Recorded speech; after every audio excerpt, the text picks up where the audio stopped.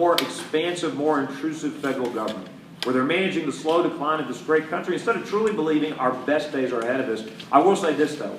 I'm an optimist about our country's future. Our 40th president reminded us every generation has to choose for themselves to renew those principles of freedom. You saw the enthusiasm today here. You feel it across the country. People are saying enough is enough.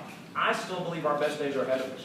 I still believe we are blessed to be the greatest country in the history of the world. I still believe my kids, I've got 3 young children with my wife, will look back and say, our parents did leave us more opportunities than their parents left them, but it's not inevitably so. It's up to us to choose for ourselves. That's why I'm strongly encouraging people to pay attention this November. We've got some important elections we've got to win, and obviously many of those races taking place here in Iowa, the Senate race in particular, some congressional races, the governor's race, but also all over the country. This is an important time for our country. It's time to get us back on the right path.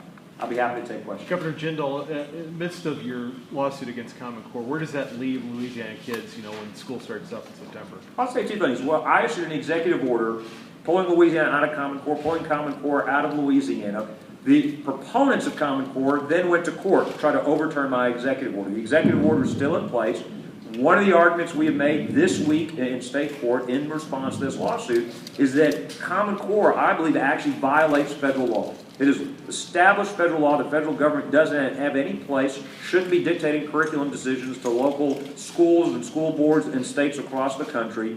I believe this is a way for them to backdoor into doing just that. You look at the race to the top waivers, race to the top money, the No Child Left Behind waivers. You look at Arnie Duncan threatening states, saying he's going to cut off federal funding if they get out of Common Core. This is the federal government trying to coerce what should be local decisions about curriculum.